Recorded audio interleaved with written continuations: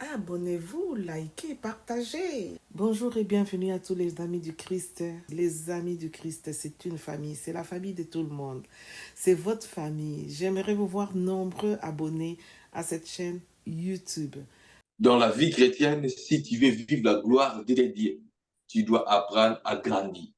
Si tu veux vivre la gloire de Dieu, la gloire de Dieu vient que quand Dieu commence à comprendre que non, ce fils, cette fille est maintenant éligible pour me représenter valablement. Automatiquement, tu vas refléter la gloire de Dieu le Père. Et Dieu va commencer à s'exprimer par toi. La richesse de Dieu se fera connaître par toi. La puissance de Dieu se fera connaître par toi. La sagesse de Dieu se fera connaître par toi. Que Dieu te mette dans une dimension que tu deviennes plus sage que ceux qui t'ont enseigné. Deviens plus sage, plus instruit, plus intelligent que tes maîtres au nom de Jésus-Christ. On ne peut pas vivre la gloire de Dieu si on n'a pas l'habitude de s'habituer dans la présence de Dieu. On doit commencer à s'habituer à la présence de Dieu dans nos vies. Que la présence de Dieu doit devenir automatiquement une passion pour nous. Que la présence de Dieu devient ton style de... Vous savez, lorsqu'on représente Dieu, Dieu est sans limite. Lorsqu'on représente Dieu, on peut aussi être sans limite. Vous savez, lorsque tu commences à représenter Dieu, et Dieu peut commencer à faire avec toi des choses, même quand les gens ne t'acceptent pas. Mais si Dieu t'accepte, si tu représentes Dieu, Dieu peut commencer à faire des choses. Il y a là quelques années, j'étais en train de prier quelque part à l'église. J'étais à l'église, j'étais en train de prier. On était en retraite à l'église.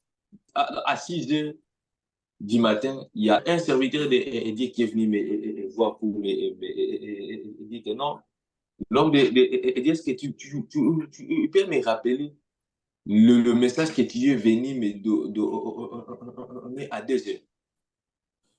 Je lui ai dit à 2 heures, moi j'étais en train de le prier parce que j'étais en train de faire un... Donc, je venais juste de faire un cauchemar. J'étais en train de prier. Et il m'a dit que non, moi, à 2 heures, j'étais venu me voir. Je me suis levé et j'étais dans une chaise qui est assise là-bas et qui a commencé à me parler. Mais bizarrement, j'ai oublié des choses que je me dis. C'est la raison pour laquelle je suis venu pour que tu me rappelles tout ça. J'ai trouvé ça un peu bizarre et j'ai appelé des frères qui étaient avec moi pendant que j'étais en train de prier. Donc, alors que moi, à 10 heures là, j'étais en train de prier. Et quand j'ai fini de prier, on a commencé à partager, on a commencé à partager, après on a commencé à partager juste presque jusqu'à 5 heures. Mais lui, il m'a vu à 2 heures. Alors, qu'est-ce qui s'est passé? Donc, pendant que j'étais là, donc, je me suis multiplié. Dieu a pris mon corps et mon esprit. Il est allé passer le message à quelqu'un. C'est-à-dire, et je suis devenu la représentation de Dieu et quelque part pour communiquer un message. Les serviteurs de Dieu en question, ils n'avaient pas la reconnaissance sur les surnaturels. Et les serviteurs de Dieu ont commencé à me regarder comme s'il a vu un fantôme, comme si je suis un fantôme, comme s'il a vu un sorcier. Et il a commencé à se méfier de moi. Et depuis ce jour-là, j'ai pris la décision d'être toujours bien. Donc, même s'il faut, je dois bien dormir. Je ne peux pas porter des petites pilotes, même s'il fait très chaud. Parce que je ne sais même pas, Dieu peut prendre mon corps à tout moment. Supposons que quelqu'un était en train de mettre les péchés et Dieu prend mon esprit et mon corps pour lui. Amen, Moi, si tu es en train de amen. faire ça, je vais te Oh tuer. Jésus. Et il te réveille, il me remet pas. Alors que Dieu lui parle par moi. Je vais te tuer à ce que tu pèches.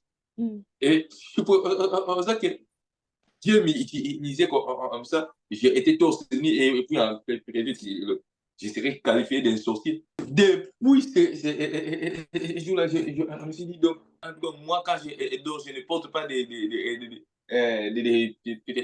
kilotes, je ne peux pas dormir.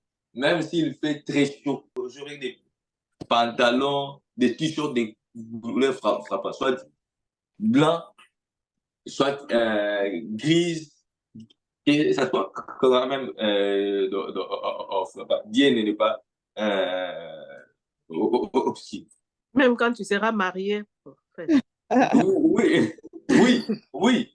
Parce que je ne sais pas. Ça m'a fait très peur. Dieu m'a utilisé. Et puis, ça a passé plusieurs fois comme ça. Dieu prend mon esprit et mon corps. Je me retrouve quelque part. Donc, même pendant que je suis ici, donc un jour, à l'église, il y avait un programme de prière, un programme de nuit de prière. Certaines personnes m'avaient vu en train de faire des services de prière, d'imposer les mains pendant que les gens étaient en train de prier. Et plusieurs fois. Et alors que moi, je priais avec un esprit, mais ils m'ont vu là-bas physiquement en train de faire des services de prière. Et supposant que j'étais en train de prier avec une petite culotte. Donc, ça dit que Dieu m'a pris tel qu'il m'a trouvé. Et donc, c'est alors que j'ai compris ce que Dieu a dit, qu'en tout temps, que votre vêtement soit blanc et que l'huile ne manque pas sur ta tête. Amen.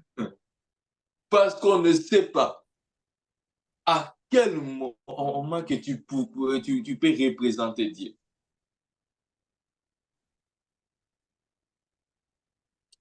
Depuis un certain temps, je commence à faire des visions comme ça. Donc, je commence à avoir des rêves un peu fous. Je me retrouve dans une réunion, dans une conférence de francs-maçons. J'entre aussi par invitation. Je participe. Il me sert à manger, je mange.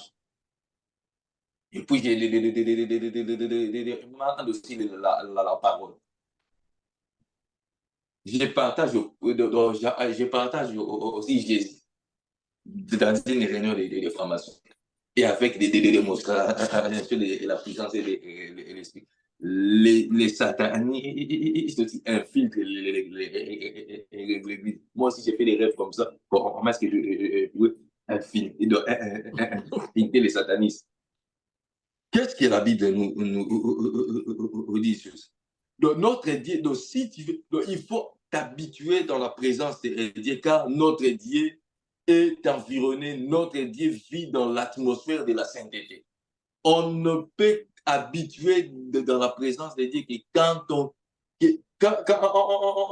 on vit une vie de sainteté, une vie de sanctification. Oui, Dieu nous a sanctifiés par sa parole. Dieu nous a sanctifiés par son sang. Mais il y a deux dimensions dans la sanctification. Il y a ce qu'on appelle la sanctification. Il y a deux dimensions dans la sainteté. Il y a ce qu'on appelle la sainteté des positions et la sainteté pratique. De la sainteté des positions, c'est-à-dire la position, puisque nous sommes chrétiens, nous sommes enfants de Dieu, notre position, c'est la sainteté. Nous sommes saints.